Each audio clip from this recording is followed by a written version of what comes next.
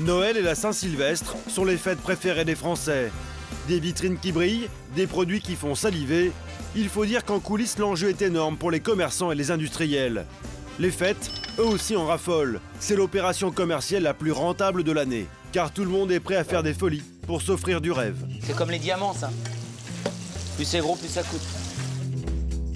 La coquille Saint-Jacques, par exemple, c'est l'une des stars de nos assiettes de fête. Et vous allez voir que pour la rendre accessible au plus grand nombre, les industriels ont trouvé des recettes plutôt étonnantes.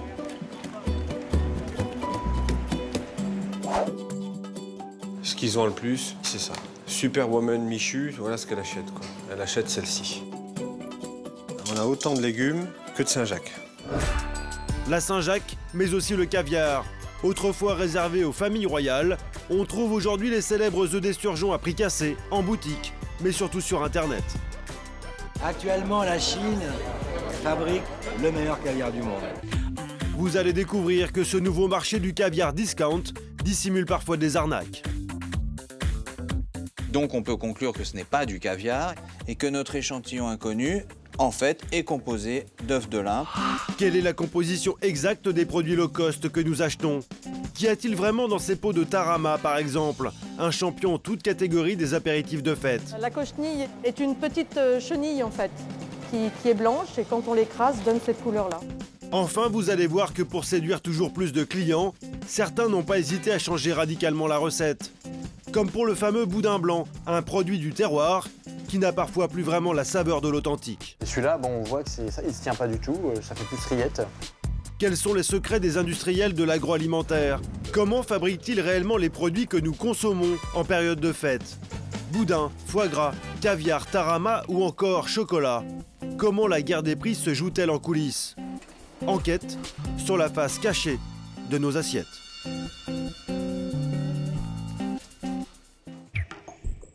Lorsqu'on prépare un repas de fête, l'un des plats les plus populaires, dont raffolent des millions de Français, c'est la Saint-Jacques. Il n'y a pas si longtemps encore, il fallait avoir les moyens pour se l'offrir. Aujourd'hui, on trouve de la Saint-Jacques à toutes les sauces et à tous les prix. Plus de 50 € le kilo chez le poissonnier, 10 fois moins cher en supermarché. Pourquoi une telle différence de prix? Vous allez découvrir que les Saint-Jacques cachent bien des secrets au fond de leur coquille. Pour le comprendre, nous avons mené l'enquête. Elle commence dans le petit port de pêche de Carantec, en Bretagne. Si la Saint-Jacques est si chère, c'est que c'est une matière première très compliquée à pêcher. Et ça, Yvon de Salle le sait bien. On n'est pas à la bourre, mais presque. Il ne faut pas traîner parce que les horaires, c'est de 9h à 11h. Seulement 2 heures par jour, 2 fois par semaine, entre le 1er octobre et la mi-mai. En France, la pêche à la Saint-Jacques est très réglementée. Des limites que les pêcheurs se sont eux-mêmes imposées pour préserver la qualité. La coquille bretonne est une denrée rare. On a de la belle coquille dans le quartier, pas de grande quantité. On n'est que 34 bateaux à faire cette pêche-là. Yvon n'a donc que 2 heures ce matin pour ramasser un maximum de coquilles. Pas le droit à l'erreur, il doit trouver le bon coin au plus vite. D'autant que tous les concurrents ont la même pression. Donc là, il y a un coquillier, le petit bateau blanc, là, qui va là-bas. J'ai un autre collègue, là, le gros bateau vert. Il ne peut pas aller où il est, il ne peut pas venir où je suis. Ah, il y a la roche au milieu? Ah, il y a la roche, là, il ne passera pas. Moi non plus. Chacun son coin. Voilà, il nous reste 9 minutes à attendre, même pas. On a l'heure au GPS, là, avant le démarrage. 9h, c'est 9h. Pour Yvon, la pêche se fait à l'ancienne, avec cette drague. C'est un grand râteau avec un filet métallique. Et on ramasse de la coquille, des cailloux, de tout. Et après, on fait le tri. 9 heures précises, il jette la drague à l'eau pour un premier test. S'il s'est trompé de zone, c'est une partie de son chiffre d'affaires de la journée qu'il va perdre. Eh ben, ça commence mal. Et on n'a pas pêché beaucoup de coquilles. Hein. Peu de coquilles, mais de belle taille. Heureusement pour Yvon, car la Saint-Jacques se négocie au poids. Elle est belle, la coquille, quand même. C'est de la coquille magnifique, ça. Bonne taille, non? Hein? Pour amortir sa sortie en mer, Yvon va devoir prendre tous les risques. C'est sur la pente, souvent, qu'on en ramasse le plus. Donc vous êtes toujours tenté de passer plus près des rochers pour avoir les plus vieilles, quoi? Voilà. Et les plus grosses, parce que c'est là qu'on passe le moins souvent, qu'on passe le moins bien. C'est là qu'il y a le plus de coquilles concentrées, quoi. Vous êtes prêt à prendre beaucoup quand même. Oui, bah le risque, oui, c'est d'accrocher un caillou, de perdre la drague, ou même, ça arrive, hein, de chavirer le bateau. Hein. Et la drague vient justement d'accrocher un rocher. Ça a accroché. J'espère qu'on n'a pas cassé trop de dents sur la drague. Pas de dégâts, mais il est 11 h. La pêche est déjà finie, enfin presque, car il faut encore faire le tri. Ah, je garde tout ce qui est vivant et qui fait au-dessus de la taille. Ça fait pas. Elle passe, on l'achète. On la reprendra l'année prochaine, on va la laisser grandir. Interdiction de pêcher les Saint-Jacques de moins de 3 ans. Avec toutes ces contraintes, le rendement est faible pour Yvon. On a dîné, on n'a pas les 300 kilos, mais 250, un peu plus. Tu mets à combien d'euros alors? Ah ça, si elles sont à 2 €, c'est multiplié par 2. Si c'est à 2,50, je sais pas. Entre 2 € et 2,50 € par kilo dans sa poche.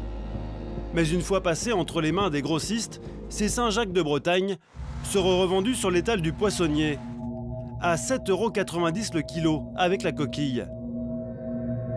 Et une fois décortiqués, jusqu'à 5,80 € les 100 grammes, soit 58 € le kilo. À ce prix-là, la Saint-Jacques bretonne est un produit d'exception que l'on retrouve essentiellement sur les grandes tables. Comme dans ce grand restaurant parisien, où le chef, Frédéric Verdon, en a fait sa spécialité. Il ne sélectionne que les coquilles les plus charnues pour sa cuisine. Ouais, vous voyez. Donc c'est ça une belle Saint-Jacques, vous voyez.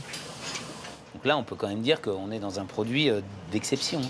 Le problème de la Saint-Jacques, c'est qu'on l'achète au poids. Une fois les coquilles enlevées, ne reste que quelques noix au fond de la poêle. Alors pas question de rater la cuisson. J'ai un produit qui demande de l'attention, il demande qu'on s'en occupe, qu'on l'aime. C'est pas un truc qu'on balance dans une poêle. Hein. C'est comme les diamants, ça. Plus c'est gros, plus ça coûte.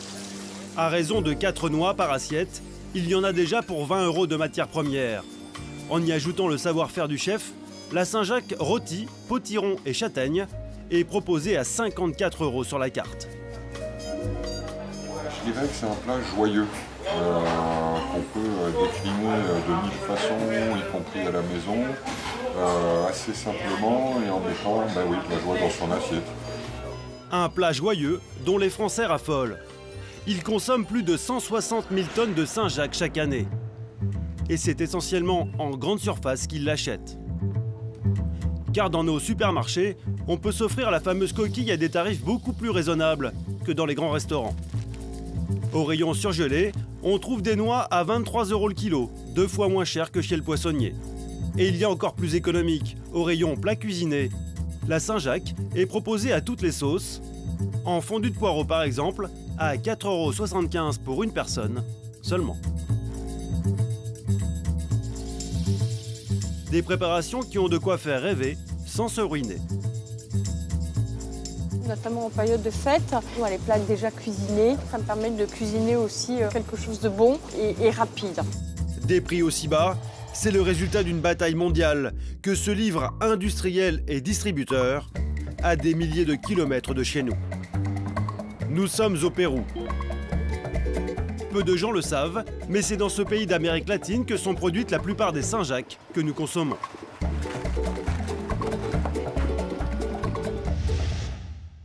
Et l'homme qui en importe la plus grande partie en France, c'est Norbert Rouquette. Hola. Hola Steven, ¿qué tal?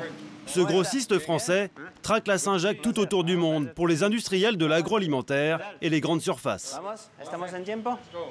Norbert négocie chaque année 2500 tonnes de Saint-Jacques au prix le plus bas. Dans 45 minutes, on devrait arriver à la ferme. Et ensuite, on va plonger. Steven est l'un de ses principaux fournisseurs. Moi, je viens ici minimum de 3 fois par an, donc tous les 3 mois pour évaluer de nouveau la situation, en parler avec mes partenaires commerciaux, fournisseurs. Murs d'enceinte, barrières à l'entrée, nous sommes dans l'un des endroits les plus sécurisés de la côte péruvienne. Car ici, c'est une petite fortune qui se cache au fond de la mer. A priori, une zone de pêche traditionnelle, avec ses bateaux. En el fondo, las lanchas que podemos ver son lanchas de concha. Oui, oui, tous les bateaux sont des bateaux à coquilles. Au large se cache un petit trésor, l'un des fonds marins les plus riches au monde en Saint-Jacques. Mais pour l'atteindre, il faut naviguer serré et ça ne passe pas à tous les coups. Un peu plus loin, il y a un petit banc de sable et on n'a pas assez de profondeur apparemment pour passer. Il n'y a vraiment pas beaucoup d'eau. On vient de prendre le taureau par les cornes.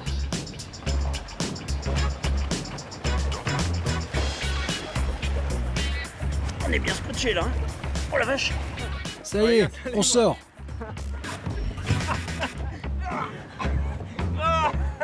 C'est normal, c'est le Pérou, c'est ça. Jamais rien se passe comme prévu, mais il n'y a jamais de problème, il n'y a que des solutions. Après une demi-heure de galère, voilà ce qui attire ton Norbert au Pérou. Des dizaines d'embarcations avec à leur bord des plongeurs payés 190 € par mois. Ici, pas de drague, la récolte se fait selon une technique artisanale. Le petit tube blanc qu'on va sortir du bateau, c'est le tube avec lequel respire le plongeur qui est au-dessous. Vous voyez les bulles? Quantos metros tiene acá? 8 mètres. Le plongeur va ratisser la côte pendant 4 heures, sans jamais remonter à la surface. Une fois son filet de 3 kg rempli, il tire sur la corde. Dans le bateau, les hommes remontent le sac. Au Pérou, pas de quota, pas de limite de temps de pêche. Des milliers de coquilles sont remontées chaque jour, d'une variété un peu moins noble que la Saint-Jacques bretonne, mais d'une espèce très proche, ce sont des pétoncles. Bon, déjà la taille n'est pas la même, on est quand même beaucoup plus petit ici. La Saint-Jacques française, bon, la coquille serait comme ça, et la noix serait comme ça, voilà à peu près. Donc quasiment deux fois plus grosse. Voilà. Et ça, c'est des pétoncles en fait. On peut l'appeler pétoncle ou on peut l'appeler Saint-Jacques. Aujourd'hui, on peut l'appeler Saint-Jacques sans problème. Légalement, on peut l'appeler Saint-Jacques. Voilà. Voilà le secret de Norbert, importé de la pétoncle péruvienne, qui sera revendue dans nos supermarchés non pas sous l'appellation coquille, mais noix de Saint-Jacques. Une petite subtilité autorisée par la législation française. Seul un astérisque renvoie à la véritable origine du produit. Grâce à cette astuce, Norbert peut écouler plus de 2500 tonnes de pétoncle sur le marché français. Et il est à l'affût du moindre détail pour faire baisser les coûts de production. Ça commence dès le quai de déchargement. This is too slow. That has to change. The idea that you put it on a other style of transport, not anymore the bags, the mesh. Then we're going to talk about pallets. You just take with the crane, one go, and that's time. On va essayer. Des efforts, la société de Steven ne cesse d'en faire pour satisfaire Norbert. Elle vient d'investir 8 millions de dollars dans cette usine de transformation dernier cri. Elle a ouvert ses portes il y a tout juste 2 jours.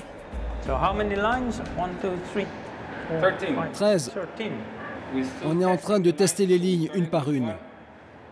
On commence doucement et puis on va avancer petit à petit. C'est un beau bébé. Hein.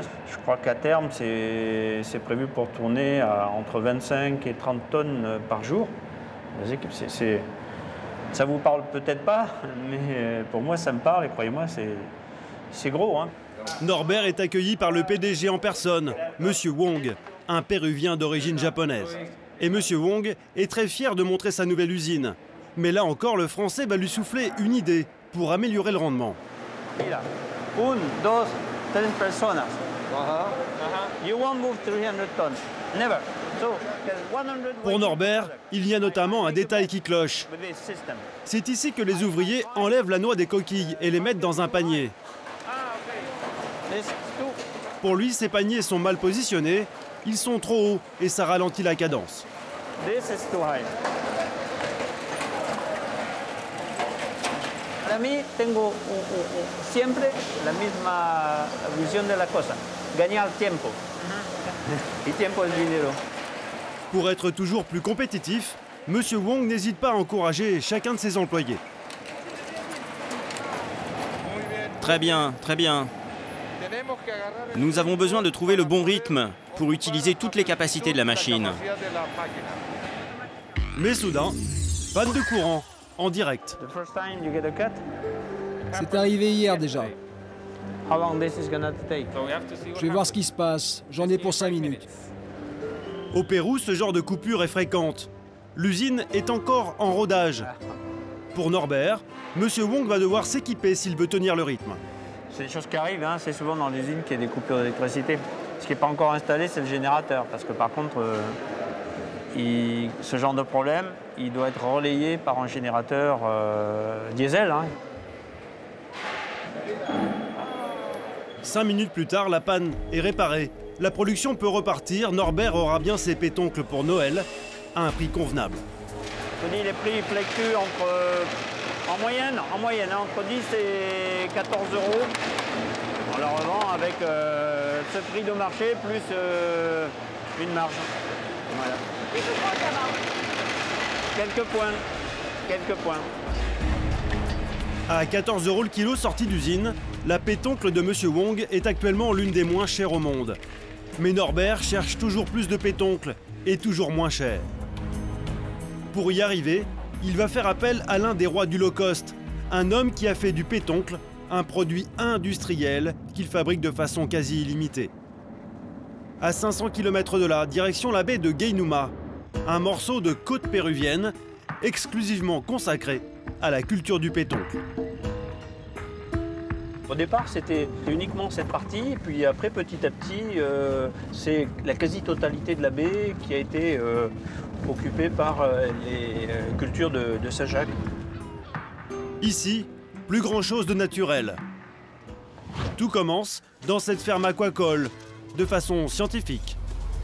Dans ces éprouvettes, à peine visibles, des bébés pétoncles conçus dans un bassin d'élevage.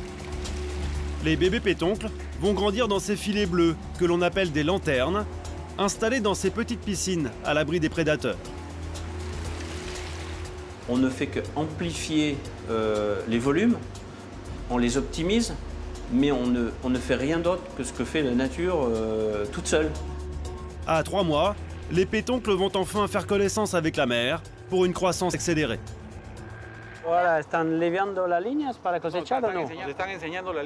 Ils ont relevé la corde pour vous montrer comment les lanternes sont positionnées au fond de l'eau. Ce système de lanterne permet de rendre l'élevage intensif et donc de baisser encore les coûts de production. Résultat, 12 600 tonnes de pétoncles récoltées chaque année ici. ¿Puedes decir cuántos animales tiene en cada tipo de lanterna? 500. 500 por piso. L'intérêt de ce système, c'est qu'il est quand même plus fiable. En les suspendant, elles sont mieux disposées pour s'alimenter. C'est-à-dire que du plancton, il y en a à tous les étages. Si c'était seulement au sol, tout le monde se battrait pour avoir son petit plancton. Deuxième élément, c'est qu'on se prémunit des prédateurs. Même s'il n'y a pas de prédateurs, l'espérance de vie des pétoncles est limitée. Contrairement à la Bretagne, on n'attend pas 3 ans avant de les pêcher. C'est un produit donc, qui a normalement 15 mois. Pour une espèce cultivée, c'est l'âge normal, c'est l'âge commercial et il n'y a pas d'intérêt économique pour eux de garder cette Saint-Jacques plus longtemps que ça. Elle a fait son cycle final. Privilège de l'importateur, Norbert est le premier à goûter la récolte. C'est super bon. Elle a ce petit côté sucré que n'ont pas d'autres espèces. Une saveur sucrée. Voilà. Pour la conserver, il faut conditionner la coquille au plus vite. L'usine de transformation se trouve à moins de 10 minutes de la baie. Et là encore, vous allez voir, tout a été pensé. Rentabilité maximum. Sur ces lignes, 200 ouvriers sont à l'œuvre. Leur travail, détacher la noix en un temps record. Les meilleurs le font en moins de 5 secondes. Et si les ouvriers sont aussi rapides, c'est qu'ils ont une bonne raison. Ceux qui sont plus rapides gagnent plus d'argent que ceux qui le sont moins, que les apprentis. Ils sont payés au poids, décortiqués. Donc ils ont un numéro, un code barre. Donc tout ça c'est codifié. Quand elle passe son panier, on va biper son numéro et on va cumuler le poids de son panier au panier précédent. Et elle sera payée en fonction de son rendement. Pourtant, même les plus rapides ne gagneront pas plus de 190 € par mois. Le salaire minimum péruvien. Lavés et triés en fonction de leur taille, les pétoncles passent aussitôt dans le tunnel de surgélation. Moins de 5 heures après leur sortie de l'eau, les noix sont pesées, calibrées et emballées dans des sachets à la marque du client. Et on les emballe pour une chaîne de supermarchés en France, voilà. C'est la même coquille pour tout le monde. Oui, tout le monde a le même produit, qui suit la même ligne, qui suit les mêmes normes d'hygiène. Ces pétoncles, achetés par Norbert, nous seront vendus aussi bien dans des grandes surfaces que dans des épiceries fines. Et pas au même prix. Aux alentours de 23 € le kilo en supermarché pour du surgelé. Contre 38 € dans certaines épiceries fines pour exactement le même produit. Mais les pétoncles de Norbert, nous les retrouvons la plupart du temps sous forme de noix dans des plats cuisinés à moins de 10 € en supermarché. Aucune marque n'a accepté de nous ouvrir ses usines de transformation. Nous sommes donc allés au Mans, chez Olivier Pichot. Dans son laboratoire, cet ancien chef étoilé a mis ses compétences au service de l'industrie agroalimentaire. Sa mission, concocter des recettes au prix de revient le plus bas possible. Le basique de la coquille, c'est ça. Ce qu'ils ont le plus. Superwoman Michu, voilà ce qu'elle achète, quoi. Elle achète celle-ci. Selon lui, une astuce très répandue est d'utiliser une vraie coquille Saint-Jacques pour la garnir avec des noix de pétoncle beaucoup plus petites. Mais là, on est sur un petit gabarit, hein, puisque on voit bien que la localité où se trouve la Saint-Jacques n'est pas très grande, quoi. Ce n'est pas du tout la coquille qui correspond à la Saint-Jacques, puisqu'elle ferait du crawl dedans, sur le dos. Olivier Pichot a accepté de nous expliquer comment réaliser un plat cuisiné vendu 4 ou 5 € en grande surface à un prix de revient imbattable.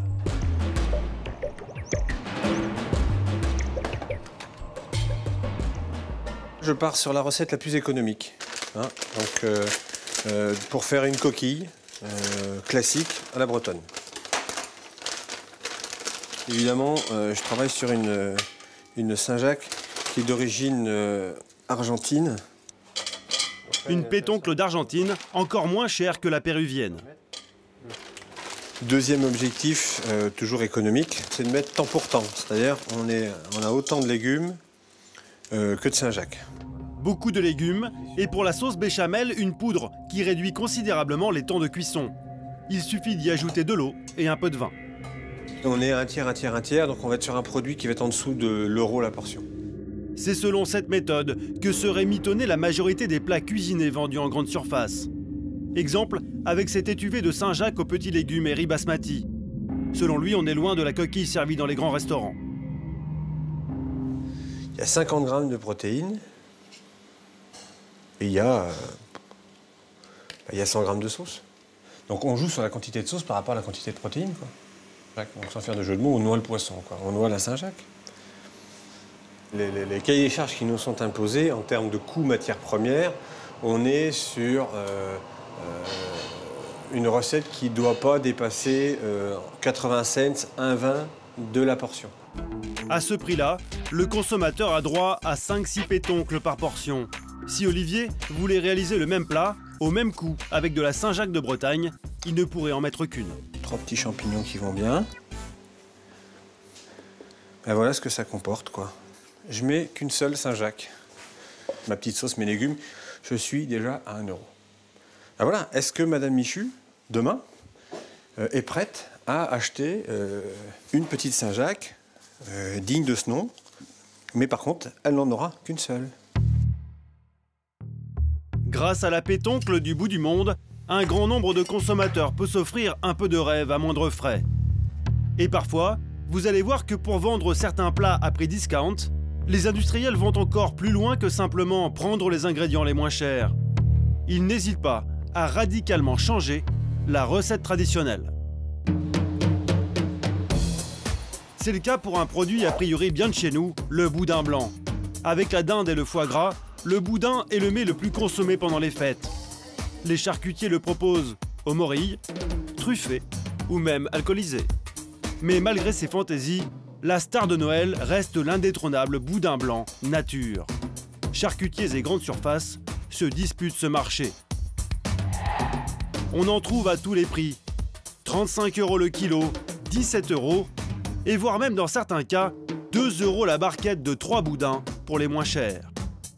Comment expliquer un tel écart de prix? Quels sont donc les secrets de fabrication du lingot blanc de nos fêtes?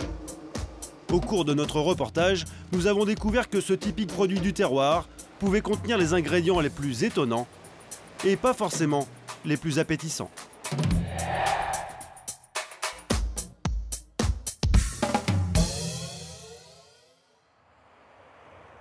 Notre enquête commence au cœur des Ardennes, à Rethel, dans la capitale du boudin blanc.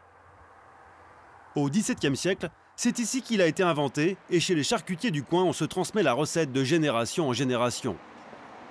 Cette boutique du centre-ville perpétue la renommée. Oui. Certains amateurs sont prêts à traverser la France pour s'offrir le fameux boudin traditionnel. Traditionnel, oui. Moi, j'habite à 450 km, donc j'habite dans l'Ain. Et je peux vous dire que dans l'Ain, ils ne savent pas faire le boudin blanc. Donc voilà, j'en ramène toujours un petit peu.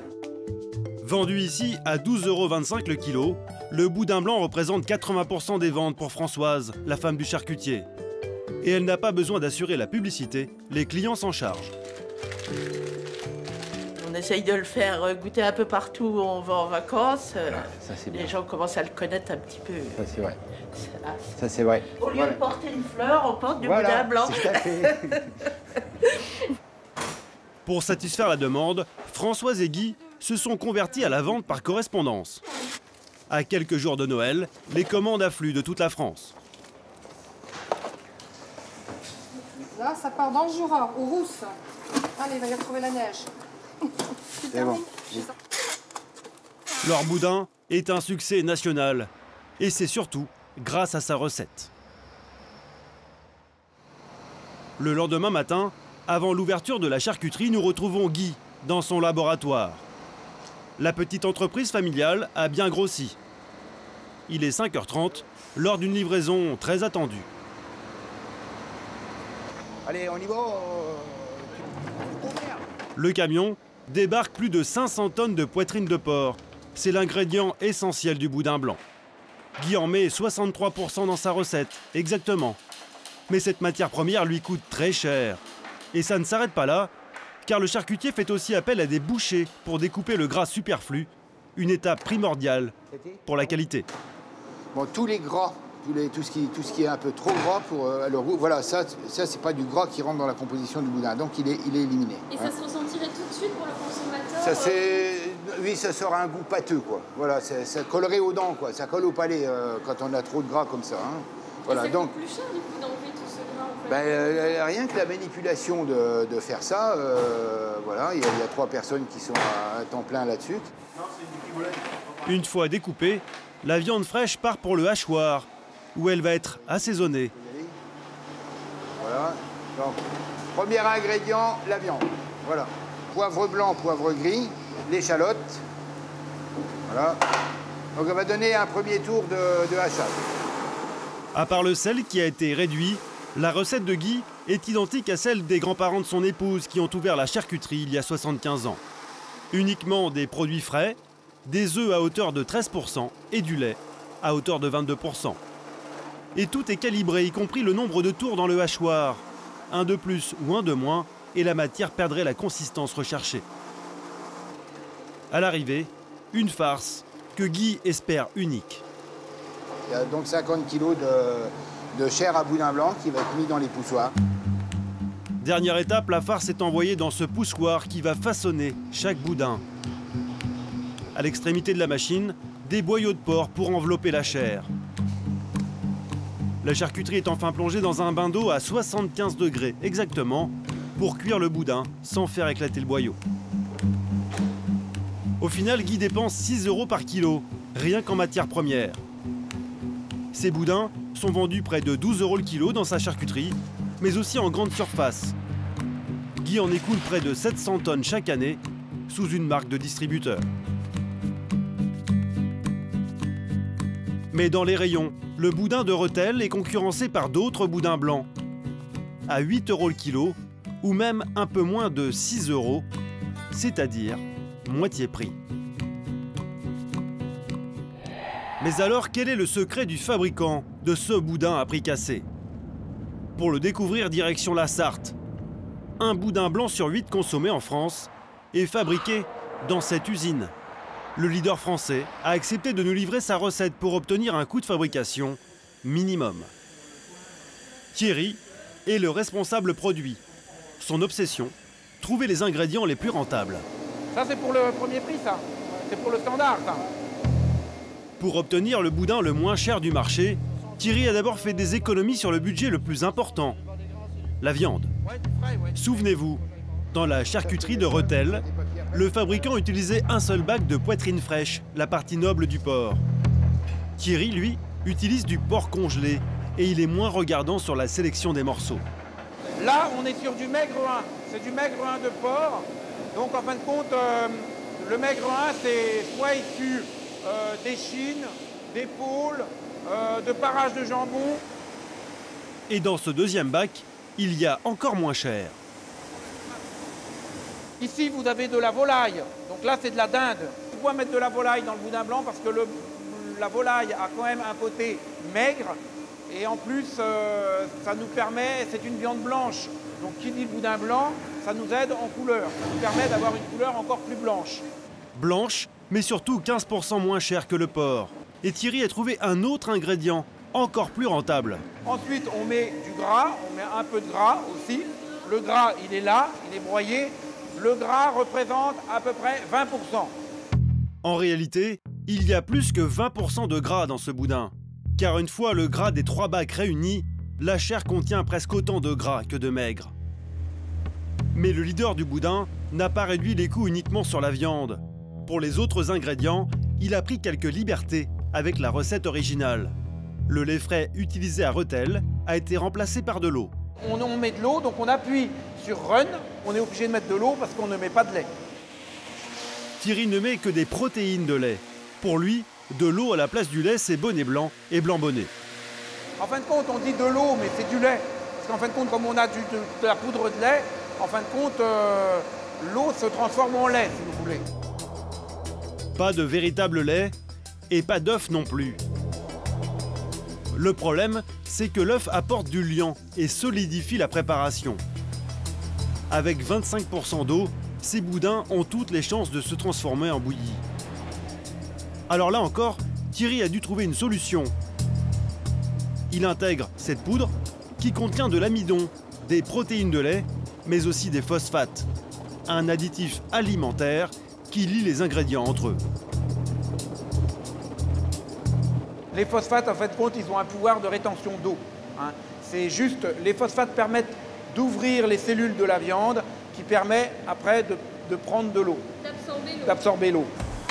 Au final, d'après nos calculs, en économisant sur la viande, le lait et les œufs, l'industriel réduirait ses coûts de production de 80% par rapport au boudin de Rethel.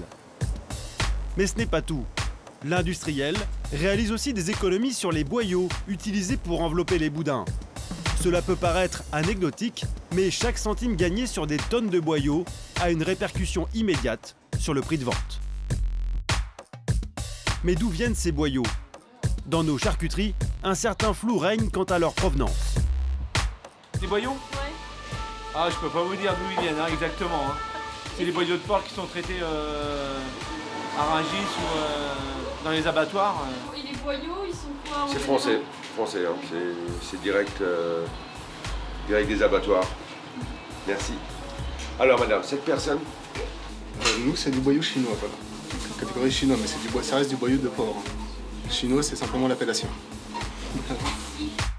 Chinois, mais pas de Chine. Français, en direct de Rungis ou des abattoirs. Manifestement, les bouchers charcutiers ne se sont jamais intéressés de près à l'origine de cette fameuse enveloppe. Nous nous sommes donc rendus dans une boyauderie, à une centaine de kilomètres de Paris. Ici, on travaille le boyau depuis un siècle.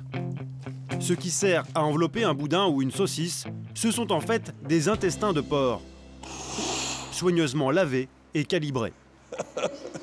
On a soufflé dedans et puis ça l'a gonflé, comme n'importe quelle enveloppe. Et voilà. Et ça vous donne l'aspect du produit fini. Très résistante, c'est cette membrane qui donne la tenue au boudin. Il faut vraiment appuyer dessus pour que ça classe. Mais choisir le bon boyau, ça coûte cher. En fonction de leur taille, ils envelopperont des saucisses de Francfort ou des boudins. Voilà, ça c'est une opération de calibrage. Donc vous voyez, on ne les souffle pas, mais on met de l'eau dedans. Donc elle a une réglette sur la table qui nous permet de voir la grosseur du boyau. Un boyau de porc, ça fait environ 15 à 20 mètres de long. Pour les conserver, il faut les saler. Et ce procédé de fabrication coûte extrêmement cher et demande beaucoup de main-d'œuvre. Du coup, il ne concerne plus qu'un quart de l'activité dans cette entreprise. Aujourd'hui, les boyaux n'ont pas échappé à la mondialisation et arrivent directement de l'étranger. Ça, c'est de la marchandise qu'on vient de recevoir. Et on la contrôle pour voir si le boyau est solide, s'il est résistant, s'il n'a pas de trous. Ceux-là, ils viennent de Pologne. Mais ce sont des boyaux irlandais. Des boyaux de porc irlandais traités en Pologne, à destination de charcuterie française. C'est l'un des circuits classiques de cette matière première. Mais le plus souvent, ceux destinés au boudin blanc arrivent de bien plus loin que l'Europe. Bien. Chine. Chine. Tout ça, c'est des boyaux de porc chinois, tout ça. Tout ça, c'en est. 3/4 des boyaux proviennent de Chine. Ils sont 5 fois moins chers que le boyau français. Regardez, je vais vous en montrer un. Vous allez voir qu'ils sont tous pareils. Voilà.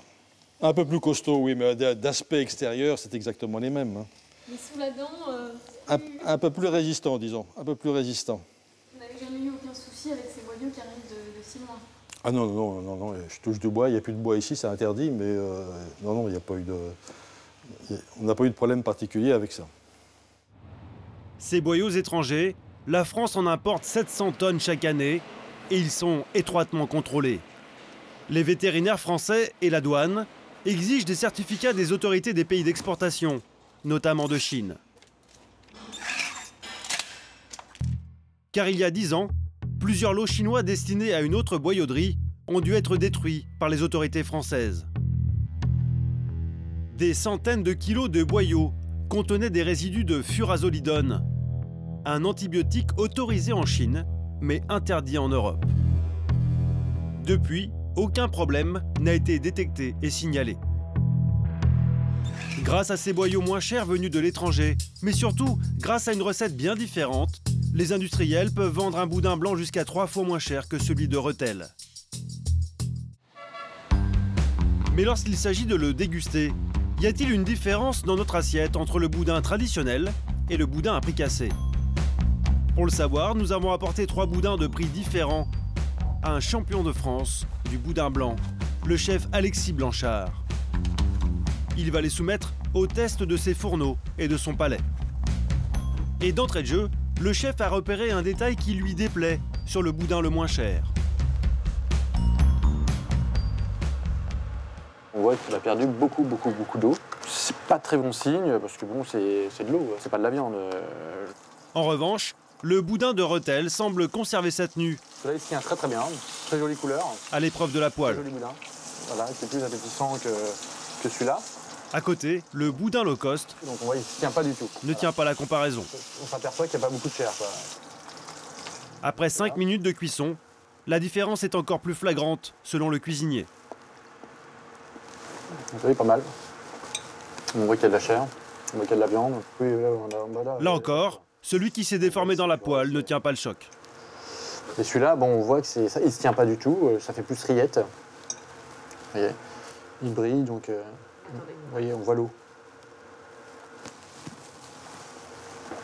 On voit que ça s'éparpille dans la bouche, c'est gras, c'est l'impression de manger un petit peu de pain mouillé.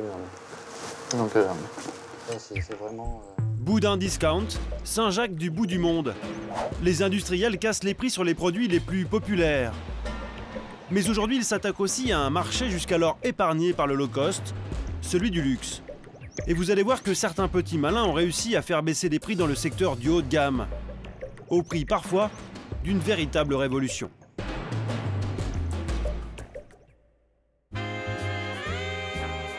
Le caviar, symbole du luxe, du raffinement et de la richesse.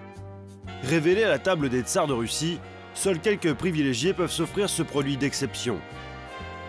Des œufs d'esturgeon subtilement salés, dont la boîte se vend entre 1 200 et 9 000 € le kilo.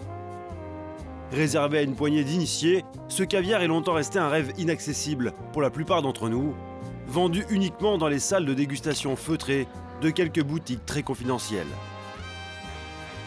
Pourtant aujourd'hui, quelques industriels ont décidé de faire sauter le couvercle et d'appliquer les règles du low cost au caviar. Une révolution menée principalement sur Internet où ce produit de luxe s'affiche désormais en promotion à 30% et même 50% moins cher. Et voilà, ça c'est l'Ossiade. L'assiette, ouais. Quelles sont donc les méthodes de ceux qui proposent du caviar à prix cassé? Des petits malins sont-ils prêts à tout pour réaliser de gros profits?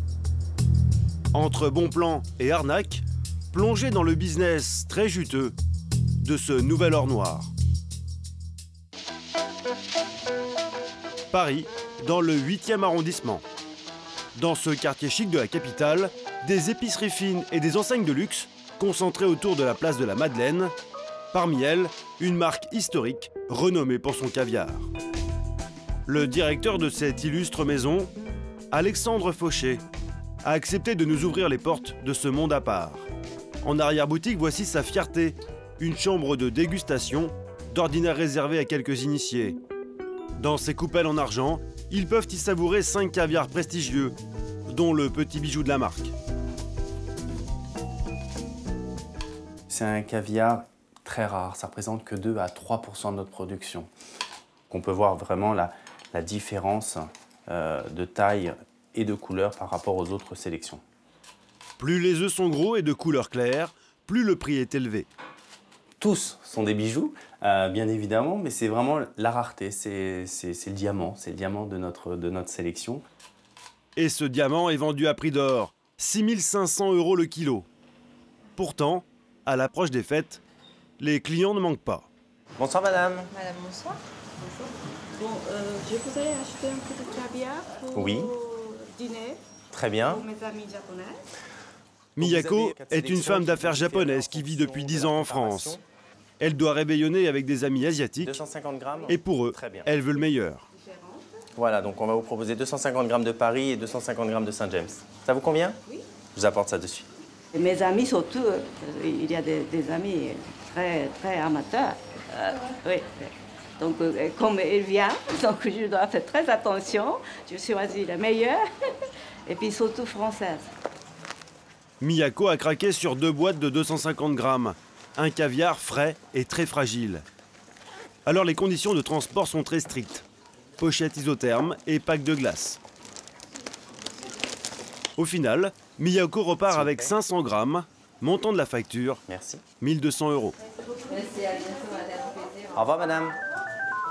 Mais pourquoi ces œufs de poisson coûtent-ils si cher? Pour le découvrir, direction Montpont-Ménestérol en Dordogne.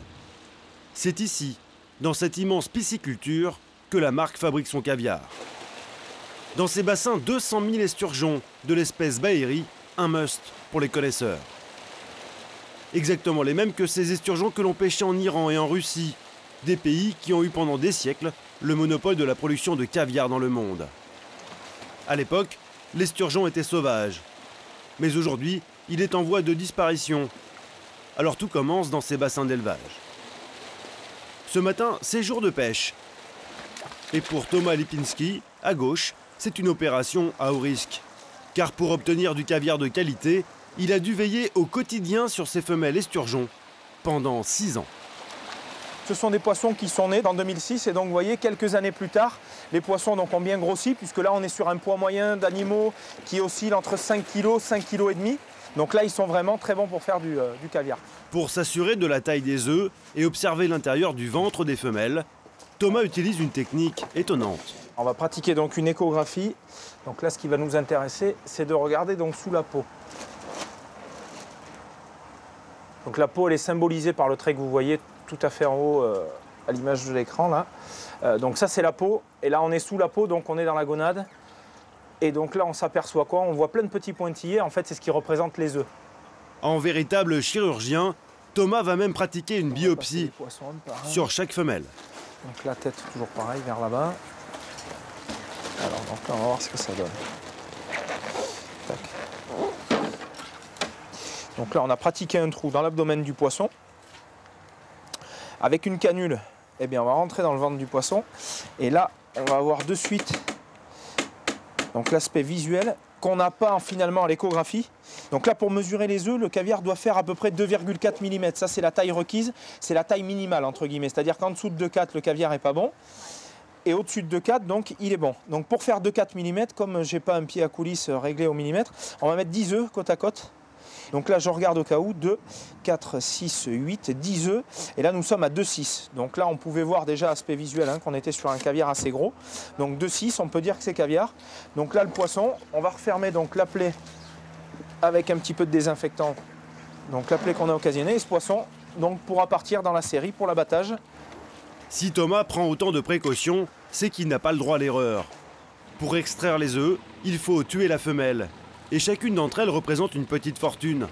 Environ 800 grammes d'œufs. Un esturgeon tué trop tôt, c'est 6 ans de travail pour rien et environ 2500 € de pertes sèches. Ce matin, 150 femelles fraîchement abattues vont passer entre les mains de Laurent Sabot, le directeur du laboratoire, et son collègue Aurélien, chargé d'extraire l'or noir. C'est lui le premier qui ouvre et qui voit la qualité des œufs. D'ailleurs, le matin, quand j'arrive, en général, la première chose que je lui demande, c'est est-ce que ce matin, c'est bien? Et ce matin, on était là, ah oui, on a une bonne qualité d'œufs, donc on était contents. Voici les fameux œufs qui seront bientôt vendus plusieurs milliers d'euros le kilo. Le poisson, lui, sera exporté en filet vers la Russie. C'est l'heure du premier tri, car si tous les esturgeons sont nourris de la même façon, certaines caractéristiques génétiques font que leurs œufs ne sont pas tous de la même couleur. Les œufs clairs sont les plus rares et par conséquent les plus prisés des connaisseurs. Ici, vous voyez, on voit très bien donc une tradition très sombre et un héritage très clair, d'où la différence que vous avez qui est très très importante. On va avoir plus souvent du caviar sombre que nous aurons du caviar clair. Ensuite, la différence que nous avons gustativement, c'est qu'en général, les clairs sont un petit peu plus onctueux, mais ils sont un tout petit peu plus gras. Voilà. Donc c'est ça qui fait la différence au niveau du goût, alors qu'ici, on va avoir du caviar beaucoup plus ferme. Et ce jour-là, la pêche est particulièrement fructueuse. Là, vous avez la chance aujourd'hui d'avoir un lot des plus exceptionnels qu'on ait eu même depuis le début de la saison. J'ai peut-être eu de cette qualité-là 3 ou 4 lots, un point c'est tout. Hein. Donc voilà. Et en termes de prix, on est d'accord? Ah mais ça c'est bien sûr notre très haut de gamme et c'est le caviar qui va être vendu le plus cher. Dans ce récipient, l'équivalent de 6 mois de salaire au SMIC. Le caviar le plus prestigieux de la marque est revendu en boutique 6 500 € le kilo. 4 fois plus que les œufs les plus sombres, vendus quand même 1 500 € le kilo. Ce qui justifie de tels tarifs, c'est la rareté de la matière première bien sûr, mais aussi le savoir-faire acquis par Laurent et ses employés. Une série de manipulations précises qu'il faut réaliser au plus vite. Si on le laissait un quart d'heure, 20 minutes, les œufs finiraient par pomper de l'eau et donc on gagnerait peut-être du poids, mais pas de la qualité. Mais tout le secret du goût réside dans le salage. Utilisé comme conservateur, le sel doit être dosé au gramme près. C'est à cela qu'on juge la qualité d'un caviar. Ici, tout repose donc sur l'expérience de Valérie. Là, on va prendre le mélange spécial pour l'héritage qui est préparé à l'avance. Chaque catégorie de caviar a son sel attitré. On utilise uniquement des sels très très purs, d'une granulométrie très fine et des sels de mine, surtout pas de sel de mer. Parce que le sel de mer, en général, a des cristaux beaucoup trop agressifs. Et ça abîme les œufs quand on sale. Et ça fait exploser les œufs. Vous voyez que ça commence à changer de texture. Ce n'est qu'une fois les œufs salés et égouttés que Valérie va pouvoir apprécier leur qualité. Et maintenant, là, j'attaque la partie la plus dure de mon travail. C'est-à-dire qu'il va falloir que je goûte le lot. Que je goûte tous les lots pour être bien sûr qu'il n'y ait justement aucun problème de goût parasite. En puriste, Valérie déguste son caviar entre le pouce et l'index, comme le faisaient les premiers pêcheurs iraniens. Verdict? Comme c'est un caviar qui est plus clair. En général, il est plus onctueux, plus une sensation de beurre, vous voyez, dans la bouche un peu. Voilà, donc c'est vraiment très bon. Dernière étape, le conditionnement. Les boîtes sont pressées délicatement. Un excédent d'eau et de sel modifierait le goût du caviar. Ce jour-là, pour fabriquer 84 kilos d'or noir, il a fallu le savoir-faire d'une vingtaine d'employés et une sacrée patience. 6 années de soins quotidiens au chevet des femelles. En France, il n'existe que 7 élevages comme celui-ci, de quoi justifier des coûts élevés. Pourtant, aujourd'hui, des petits malins ont déclaré la guerre des prix aux vieilles maisons du caviar. Une bataille qui fait rage sur Internet, où certains sites commerçants proposent du caviar 30% moins cher que dans les boutiques de luxe. Nous avons comparé plusieurs offres pour un caviar d'entrée de gamme de l'espèce Baeri. Chez Prunier, les 30 grammes sont vendus 52 €. Sur cet autre site, ils sont proposés à 45 € et seulement 39 € chez ce commerçant du net. L'homme qui propose ce premier prix, c'est lui, Paul Ferrel. Je crois que vous êtes un amateur de caviar, je crois ça. Oui, absolument. Donc, on va vous faire déguster des choses que vous allez. Oui, ah bon. En quelques années, il s'est imposé comme le leader des ventes de caviar en ligne. Ce soir, Paul Ferrel organise une soirée dégustation pour lancer le dernier né de sa gamme de caviar discount. Parmi les invités, des chefs cuisiniers, des personnalités des médias, mais aussi des critiques gastronomiques, comme Maria. Je pense pas que tu le connaisses celui-là. Non, je ne le connais pas. Alors, il est ambre gris, il a des reflets dorés. Oh, Il n'est pas du tout salé. Hein. Il est frais. La deuxième cuillère. L'entrepreneur semble sûr de sa qualité et surtout sûr de la surprise que son effet d'annonce va provoquer. Eh bien, vous venez de goûter un caviar de Chine. Actuellement, la Chine fabrique, pour moi, produit, pas fabrique, le meilleur caviar du monde. La Chine, un pays sans aucune culture du caviar, qui est pourtant en passe de devenir un des pays producteurs les plus importants, grâce à des hommes d'affaires comme Paul Ferrel, qui ont senti le bon filon. À quelques semaines des fêtes, nous l'accompagnons vers une destination étonnante, où il part s'approvisionner régulièrement. La Belgique. Ici, pas de pisciculture, mais un simple entrepôt. Chaque semaine, c'est une livraison très particulière qu'attend la patronne du site, Aria Razavi, d'origine iranienne. C'est elle qui a eu l'idée d'importer en gros le caviar Made in China en Europe. On a la chance que ça arrive ici en journée parce que dans la soirée, c'est encore plus compliqué. On n'aime pas trop recevoir. À partir du moment où il devient un peu plus noir. Écoutez, c'est toujours des produits qui sont fort cambriolés. Vous voyez bien, on est attaqué. C'est malheureux, mais c'est comme ça. Allez, on y va, on ne doit pas trop traîner. Ça correspond à combien en termes d'argent? Facilement 1 million d'euros quand même. Hein. Pas loin d'1 million. 800 kilos de caviar qui ont voyagé par avion depuis la région de Hangzhou, à 200 km de Shanghai. Hein, Monsieur Ferrel, allez-y, l'honneur à vous. Choisissez une boîte. C'est extraordinaire. Avant de passer commande, Paul Ferrel tient à vérifier la qualité. Pour cela, il compte sur les papilles d'un spécialiste iranien.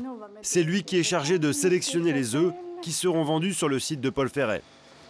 Depuis 17 ans, Monsieur Razavi parcourt le monde pour dénicher les meilleurs élevages d'esturgeons et au meilleur prix. Dans ces boîtes, du caviar qui provient d'un nouveau fournisseur chinois. Va-t-il soutenir la comparaison avec le caviar haut de gamme made in France? Gros grain, hein? Un grain déjà d'une majesté incroyable. Ce caviar sort du ventre des mêmes esturgeons que ceux élevés en France, des Baeri. La famille Razavi s'est contentée de transmettre la recette ancestrale aux producteurs chinois. Ici, on avait reçu un échantillon de leur caviar. Et quand on a vu ici les grains de caviar qu'on avait bien réceptionnés, c'était magnifique, mais ce n'était pas du tout à la hauteur. Alors, mon mari avait dit que c'est magnifique caviar, mais il n'est pas bien préparé. Et on a demandé l'autorisation de cette firme d'envoyer nos spécialistes qui est parti avec mon mari sur place pour préparation. Mais alors, une fois qu'on a préparé ceci, nous-mêmes, regardez qu'est-ce que ça a donné. Wow. Regardez les grains. Vous voyez, ça parle. Résultat, un produit fini beaucoup moins cher que le caviar français, car fabriqué par une main-d'œuvre bien meilleur marché.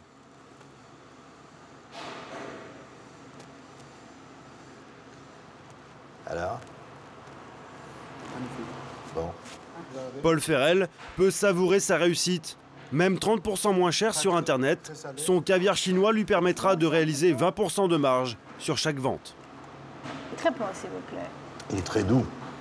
C'est beaucoup moins que dans les grandes maisons de la place de la Madeleine, mais pour le discounter, cela annonce une vraie révolution.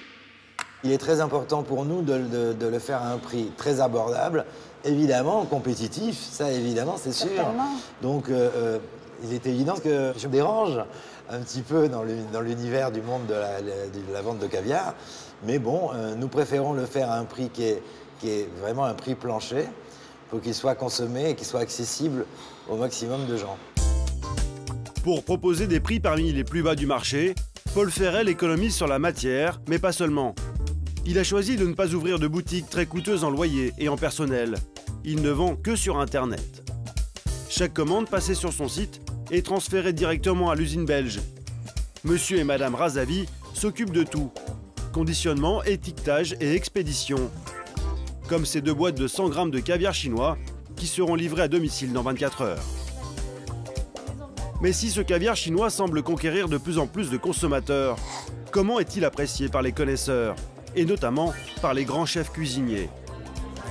Retour dans la soirée organisée par Paul Ferrel quelques jours auparavant. Ce soir-là, parmi les invités, Jérôme Brochot, un chef étoilé.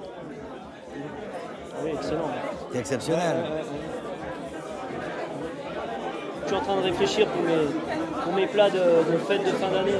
J'accommoderais bien avec une Saint-Jacques marinée, avec une belle quenelle de caviar, plat froid comme ça. Il est sous le charme et il n'est pas le seul. Le caviar chinois a déjà été adopté par des grands chefs comme Trois Gros et Ducasse. Mais vous allez le voir sur Internet, il est possible de trouver encore moins cher que le caviar chinois. Comme ce caviar de Russie proposé sur des sites de vente aux enchères à des prix incroyables. 15 € pour 2 boîtes de 100 grammes, 49 € pour 3 boîtes, et même des prix de départ à seulement 3 € sur ce site d'enchères en ligne. Des prix si bas qu'ils ont attiré l'attention de la direction de la répression des fraudes, en particulier de Christian, un cyber-enquêteur. En remontant la piste de certains caviars vendus par Internet, il a découvert des filières plus qu'étonnantes. Tout est parti de cette annonce suspecte. 1 € pour du caviar mal au sol. C'est essentiellement ce qui nous fait tilter, quoi. Après plusieurs semaines d'enquête, Christian a découvert qui se cachait derrière cette annonce. Oui. Un jeune homme qui aurait déjà écoulé plus de 4 000 € de soi-disant caviar. L'enquêteur l'a convoqué pour en savoir plus. Vas-y, asseyez-vous. Nous suivons l'entretien en caméra cachée. Vous avez apporté ce que je vous avais demandé? Je vous ai apporté tout ce que j'avais. Christian récupère la marchandise et l'interroge sur le nombre de ventes réalisées. Vous n'avez aucune idée? Non, faut regarder mes mails et tout. C'est pas... L'enquêteur lui rafraîchit la mémoire. Le tout pour 4 052 €. Combien? 4 052 €. De vente de caviar? Oui. Le jeune homme fait mine d'être surpris. Oui. En vendu. J'ai vendu par 6 et par 5 là, je sais même plus quand, la dernière fois. D'accord. Et, mais généralement par 2, parce que par 2, ça se vendait bien. Donc ça vient directement de Russie. Hein. Le jeune homme prétend être tombé sur une bonne occasion pour arrondir ses fins de mois. Je l'ai fait parce que oui, j'étais au chômage, c'était vraiment... Puis vous faites un peu d'argent. La facilité par Internet. Les boîtes de caviar sont aussitôt mises sous scellé, car Christian veut absolument savoir ce qu'elles contiennent vraiment. Pour le découvrir, tous les caviars saisis au cours des enquêtes des agents des fraudes sont transmis ici, au laboratoire d'analyse scientifique de Marseille. Ce matin, le patron du labo doit faire parler plusieurs échantillons. il va commencer par se saisir dans une autre affaire de caviar suspect. Alors, là c'est l'échantillon de ce matin, et ça c'est le caviar de référence. Les scientifiques disposent toujours de vrais caviars pour comparer. Ils commencent par observer l'échantillon suspect à l'aide d'un microscope relié à un écran. Première chose qu'on observe, c'est qu'on a affaire à des structures homogènes, des petites billes toutes de la même taille, avec une couleur homogène. Donc ça, c'est quelque chose qui est en première approche compatible avec des œufs de poisson. Il nous reste maintenant à comparer ce qu'on voit avec notre échantillon de référence de caviar. Au premier aspect, les œufs sont très différents. En effet, les grains du caviar sont transparents de couleur grise et bosselés en surface. Dans l'échantillon suspect, des grains de couleur noire, lisses et opaques. Mais de quoi s'agit-il? Seul un examen approfondi au microscope peut le révéler. On est à un fort grossissement et on peut voir quelque chose d'extrêmement caractéristique qui est la membrane. Et donc là, on confirme bien que c'est un œuf de poisson. Il nous reste maintenant à savoir quel type d'œuf de poisson c'est. Pour découvrir l'origine exacte de ces œufs, le scientifique va commencer par en extraire les protéines.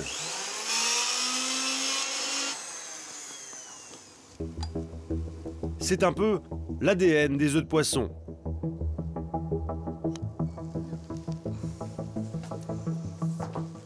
Puis il va comparer l'empreinte génétique ainsi recueillie à celle d'autres espèces. Après plusieurs manipulations, et 2 heures plus tard, le verdict des scientifiques est sans appel.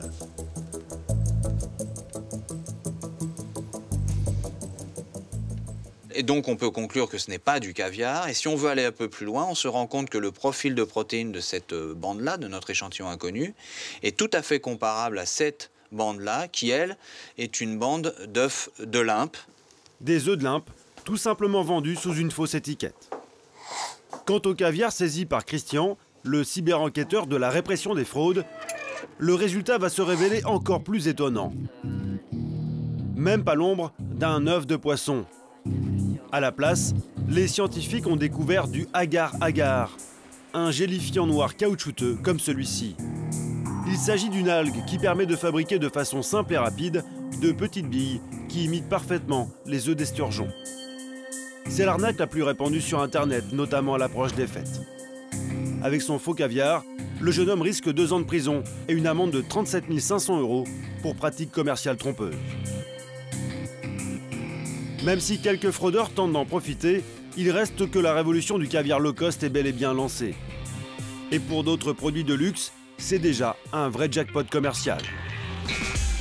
Le tarama, sur des toasts ou sur des blinis, cette spécialité gréco-turque, jadis haut de gamme, est aujourd'hui devenue un incontournable de l'apéritif. Chaque année en décembre, les ventes de tarama sont multipliées par 4. En supermarché, on en trouve à 13 € le kilo, 6 fois plus cher dans certaines épiceries fines. Pourquoi une telle différence de prix? Le tarama le plus cher est-il forcément le meilleur? Vous allez voir que ce n'est pas forcément le cas et que le succès du tarama repose sur un petit ingrédient insoupçonnable. Nous sommes en banlieue parisienne. Cette petite usine fabrique du tarama pour les épiceries fines et les marques de luxe. À la base, une recette toute simple.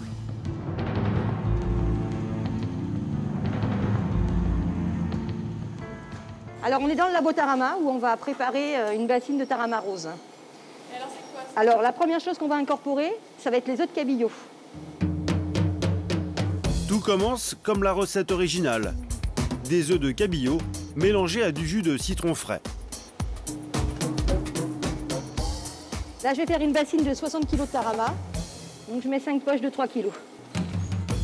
Mais ici, on a un peu enrichi la recette pour augmenter la production sans dépenser beaucoup plus. Ensuite, là va être le benzoate, le conservateur en fait. Donc une fois que mon conservateur a été mélangé, je vais mettre ma pompe à huile en route. J'ai programmé déjà la quantité d'huile. Je vais rajouter ma chapelure et je vais laisser tourner et prendre.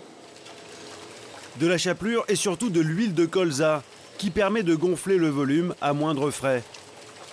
D'ailleurs, la directrice de l'usine ne s'en cache pas. Il y a environ 50% d'huile et 25% d'œufs de cabillaud. Environ. L'huile est beaucoup moins chère que les œufs de cabillaud. Grâce à elle, la directrice de l'usine divise son coût de revient quasiment par 2. Le problème, c'est que plus on met d'huile, plus le tarama est blanc.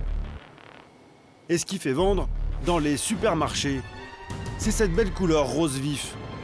Plus alléchante, elle rappelle la chair du saumon fumé ou de la crevette et attire l'œil du consommateur. Alors, pour obtenir ce résultat, l'industriel ajoute aux œufs de cabillaud un colorant rouge appelé le carmin cochenille.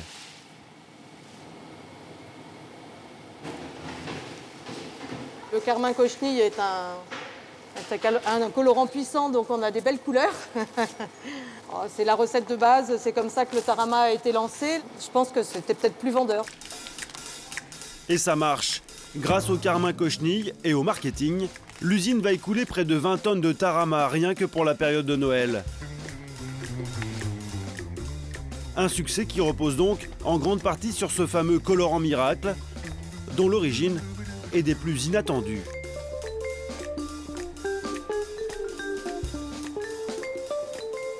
La cochenille est une petite chenille en fait, qui est blanche et quand on l'écrase, donne cette couleur-là. Voilà. C'est comme ça qu'est extrait le colorant. Incroyable! C'est donc un insecte qui serait en partie responsable de l'énorme succès commercial du tarama. Mais comment transforme-t-on un insecte en colorant alimentaire? Pour le savoir, nous avons remonté la filière. Un grand voyage qui, là encore, nous a menés au Pérou. À 10 heures de route de la capitale Lima, direction La Joya, une petite bourgade pittoresque, devenue en quelques années la capitale mondiale de la cochenille. C'est ici que Federico Garland, l'un des plus gros exportateurs, vient s'approvisionner chaque semaine. Ici, nous sommes dans la région où on commercialise la cochenille. Comme vous pouvez le voir, il y a plusieurs endroits où c'est écrit « Achète la cochenille ». Par exemple, ici, c'est pour l'exportation. En fait, tous ces magasins achètent la cochenille. Ces façades abritent donc un business mondial qui repose sur un tout petit insecte, élevé à l'écart de la ville, dans d'immenses champs de cactus. Aujourd'hui, Federico a rendez-vous avec l'un des plus gros producteurs de cochenilles de la région.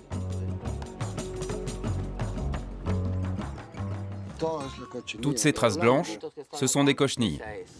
Tout le blanc que vous voyez, c'est de la cochenille. La cochenille est en fait un parasite du cactus qui sécrète un acide de couleur rouge pour se protéger des prédateurs. Il suffit de la frotter dans sa main pour voir la couleur apparaître. La cochenille est d'ailleurs un insecte fragile. Sa récolte délicate fournit du travail à la quasi-totalité de la population locale. La récolte se fait sans machine. Tout est ramassé à la main. C'est la culture qui exige le plus d'ouvriers dans la région. La cochenille, c'est l'or rouge du pays.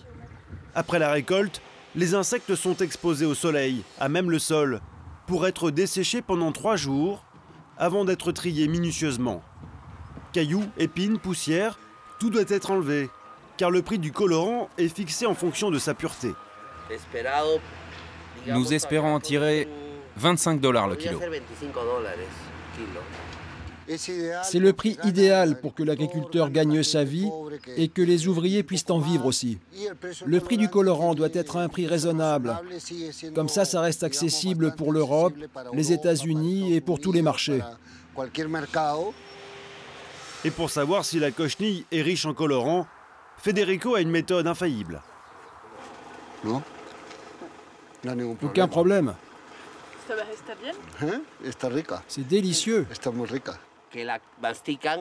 Quand tu la manges, tu sais tout de suite la couleur qu'elle va avoir. C'est incroyable. Quand le goût est très fort, il peut déjà te dire quelle va être la couleur.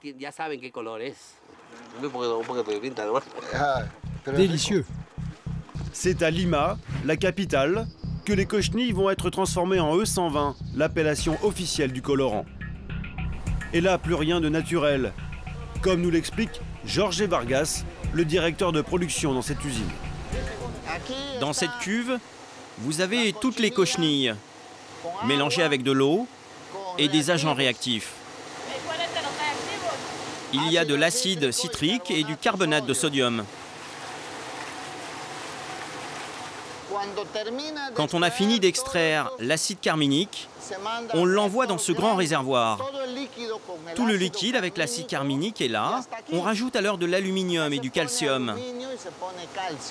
Et quand ces deux agents réactifs sont mélangés avec l'acide carminique, on obtient notre poudre rouge. Regardez notre carmin. Elle est belle la couleur, non? Pas de belle couleur sans ajout de produits chimiques. Le problème, c'est que certains contiennent des traces de métaux lourds, pas très recommandés pour la santé. Alors Jorge Vargas nous assure que les doses sont infimes. Le carmin ne doit pas contenir plus de 5 millionièmes de métaux de plomb sur l'ensemble de la matière. Pour l'arsenic, on ne doit pas dépasser plus d'1 millionième de toute la matière. Et pour le chrome, c'est pareil. Notre produit doit répondre aux normes. Il ne contient pas plus d'1 millionième de toute la matière. Des traces infimes d'arsenic, de plomb ou de cadmium. La présence de telles substances est étroitement contrôlée par les autorités sanitaires européennes. Car les effets sur l'organisme de cet additif alimentaire répertorié sous l'appellation E120 sont encore mal connus.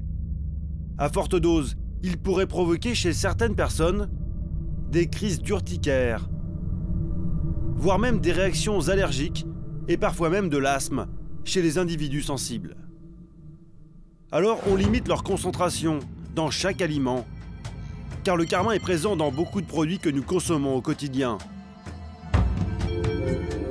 Cosmétiques, bonbons, boissons, charcuterie et bien sûr le tarama. Sa belle couleur explique une partie de son succès. En supermarché, la plupart des taramas industriels sont vendus aux alentours de 15 € le kilo. Et dans certaines épiceries fines, les prix peuvent atteindre 59 € le kilo. Et pourtant, vous allez le voir, c'est souvent le même, à un petit détail près. L'étiquette. C'est ce que nous confesse la directrice de l'usine de fabrication en banlieue parisienne. Et au fur et à mesure de nos commandes, on étiquette ou à notre nom ou au nom du client. Ça, c'est de la production d'hier. C'est la même recette qu'effectivement les pots en plastique. Je veux dire, quand on achète finalement dans le haut de gamme, vous achetez le packaging, ça c'est évident. C'est évident que le produit peut être le même, mais le packaging fait toute la différence. C'est important pour certains clients. Oui, bien sûr. C'est plus qualitatif. Quand c'est plus joli, c'est plus vendeur. Finalement, on mange la même chose. Oui. Je peux pas vous le dire, ça. Ah bon? Là, c'est la même recette. Bien sûr. Oui, bien sûr, c'est la même recette. C'est donc le même tarama industriel que l'on trouverait dans les supermarchés et dans certaines boutiques de luxe, vendues 4 fois plus cher. Place de la Madeleine à Paris, nous allons poser la question au chef de comptoir d'une prestigieuse épicerie.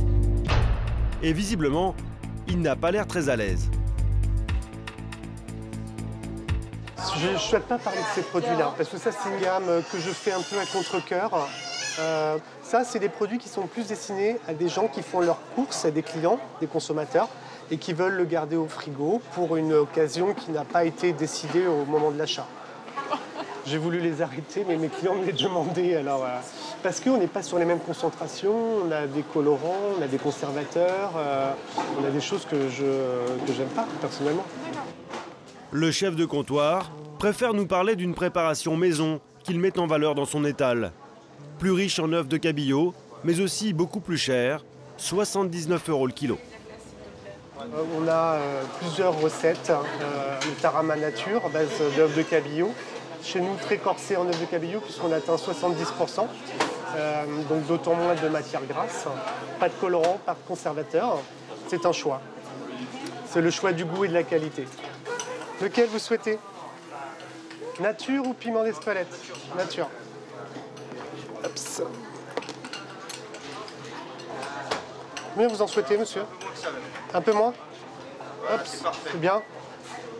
Je suis déjà venu en prendre quand je suis à Paris, je viens régulièrement ici et c'est un produit qu'on aime bien. Ouais. Mais les enfants adorent aussi le tarama, donc voilà, c'est un produit pour toute la famille. En grande surface, il est souvent très salé en fait. Alors que là, on trouve un produit qui a un goût plutôt naturel et plus de poisson. 70% d'œufs de cabillaud côté artisanal, 25% côté industriel. Voilà de quoi justifier vraiment la différence de prix entre les deux produits. Mais dans nos supermarchés, vous allez le constater, les différences de prix pour un produit comparable ne sont pas toujours évidentes. C'est le cas par exemple pour le chocolat. La période de Noël, c'est le rendez-vous commercial à ne pas rater pour tous les fabricants. La bataille fait rage entre artisans et industriels. Des géants qui sont parfois prêts à tout pour se faire une place dans le caddie du consommateur.